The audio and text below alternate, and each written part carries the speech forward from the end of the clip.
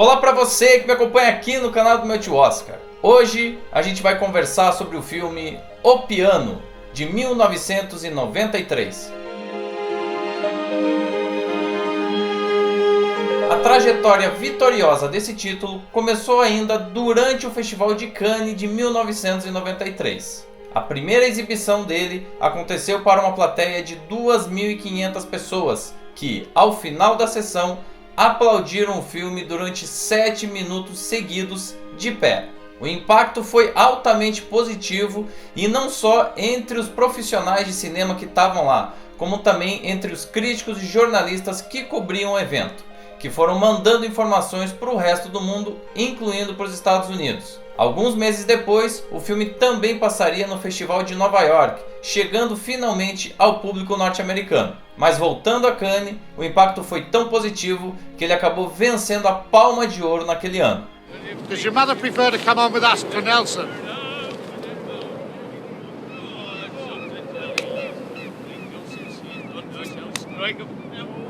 She says no. She says she'd rather be boiled alive by natives than get back in your stinking tub. You be damned, Fortune, I don't smack your puppy gob, young missy. Damn lucky. A grande responsável pela realização desse trabalho é a cineasta Jane Campion, que é neozelandesa de nascimento e que com esse trabalho se tornaria apenas a segunda mulher diretora indicada ao Oscar em toda a história. A produção ainda quebraria outro paradigma, porque pela primeira vez na história da academia, um título dirigido por uma mulher estaria indicado como um dos 5 melhores filmes do ano. Antes disso, Campion já vinha de 2 longas-metragens realizados. Um deles, lançado em 1989, recebeu o título de Sweetie e nunca foi distribuído aqui no Brasil.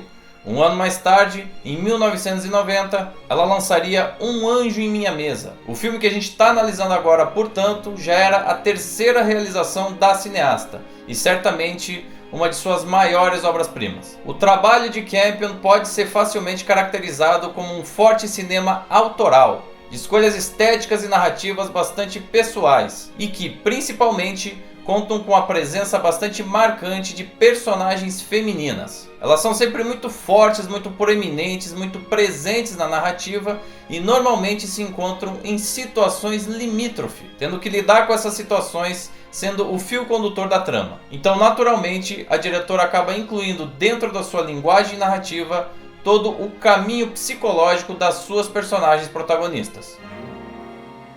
The voice you hear is not my speaking voice, but my mind's voice. I have not spoken since I was 6 years old. No one knows why. Not even me. My father says it is a dark talent, and the day I take it into my head to stop breathing will be my last. Today he married me to a man I've not yet met. Soon my daughter and I shall join him in his own country. Esse roteiro segue a trajetória da personagem Ada McGrath, que na metade ali do século XIX se vê obrigada a casar com um dono de terras. Ela tem uma limitação física por ser muda e também é mãe de uma pequena garota. Um de seus maiores apegos materiais, que acaba sendo também um apego emocional, é justamente com um piano, que ela carrega consigo durante essa viagem. Acontece que quando ela finalmente chega no destino, o marido não quer ter esse piano dentro da sua casa. E então um outro membro daquela comunidade, chamado George Baines, acaba comprando o piano sob o pretexto de querer aprender aquele instrumento. Claro, Ada seria a professora e passa a frequentar a casa dele. Essa relação, que começa um tanto fria e espinhosa, acaba evoluindo para um jogo de paixão e sensualidade, numa trama que flerta constantemente com a relação interpessoal e também com o erotismo. Undo your dress. I want to see your arms.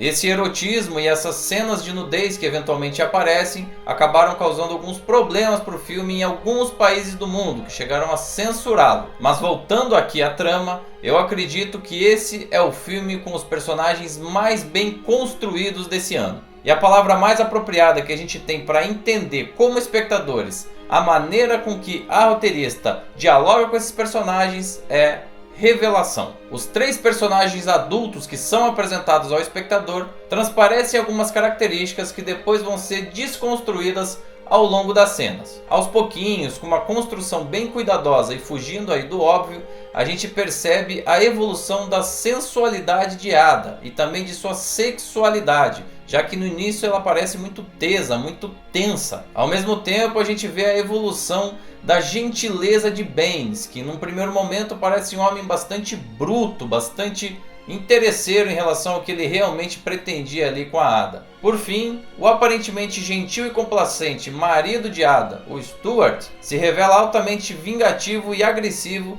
nas sequências finais. Então o espectador vai acompanhando esses momentos de revelação de forma gradual, e tudo isso sem que o roteiro esqueça do contexto social onde eles estavam inseridos, das implicações práticas e graves de uma questão como o adultério e de um elemento adicional que só dá mais sabor a essa história: a personagem da menina Flora.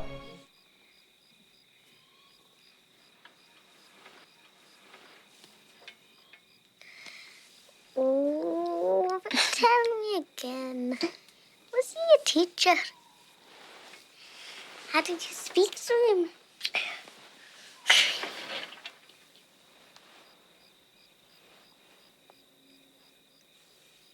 Esse papel foi interpretado pela novata atriz Anna Paquin, que na época dos testes de elenco tinha somente 9 anos de idade. Dentro do roteiro, ela serve como um elemento de apoio e reforço das características da mãe, mas sem nunca perder o espaço próprio que ela tem na trama, e não é um espaço assim tão pequeno. Completamente adorável, talentosa e altamente profissional, o espectador acaba tendo contato com cenas memoráveis partindo da interpretação dela. Eu, inclusive, particularmente confesso que essa é uma das atuações mirins que eu mais gosto aí na história do cinema. Todo esse talento, inclusive, acabou causando uma das maiores surpresas da cerimônia de entrega de prêmios daquele ano de 1993.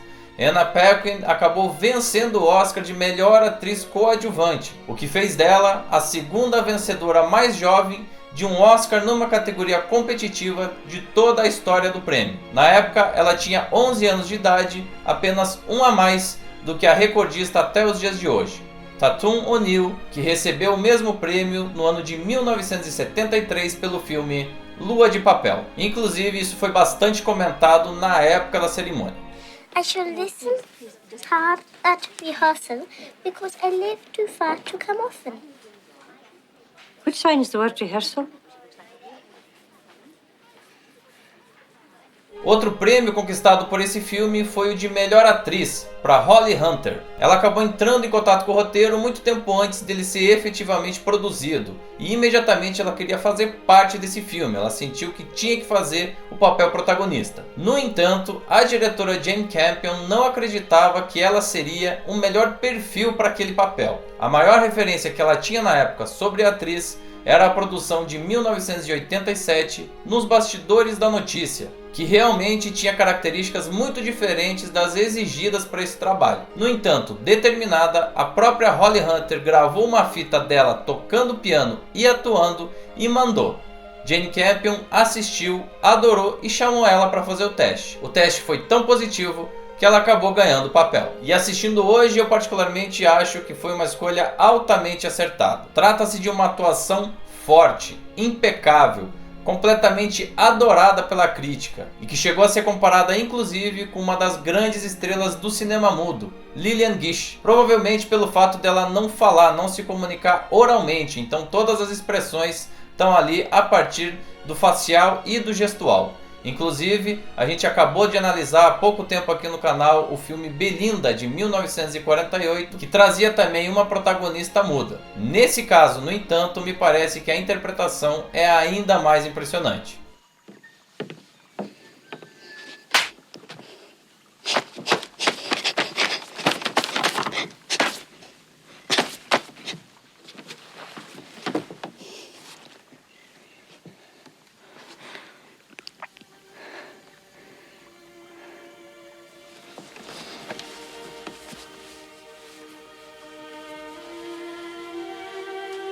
Fecha um elenco os atores Sam Neill, que naquele ano estava muito em alta com o público pela participação dele no mega sucesso Parque dos Dinossauros, e Harvey Keitel, que acabou inclusive se tornando um proeminente símbolo sexual na época, algo que ele não era até então. Esse também é um filme que sabe dosar muito bem os seus elementos narrativos e não apenas os seus personagens. A grande maestra Jane Campion nos entrega com O Piano um dos filmes mais bem conduzidos desse ano, sem sombra de dúvidas. Um trabalho de altíssima qualidade na sua construção, plena competência em sua realização e completa felicidade por parte do elenco. She said,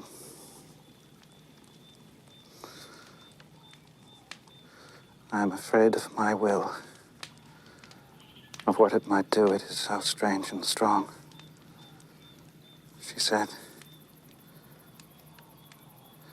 I have to go, let me go.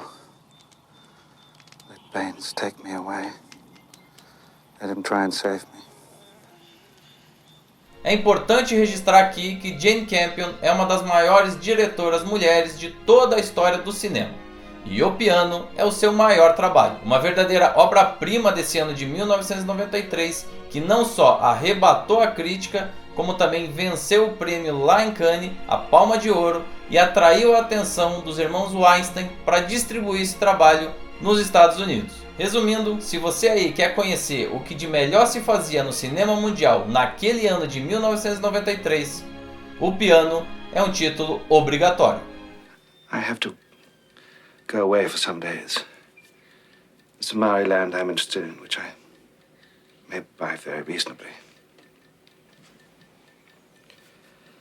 Well, I hope you'll spend the time to get settled in, and perhaps, in some ways, we could start again. All right?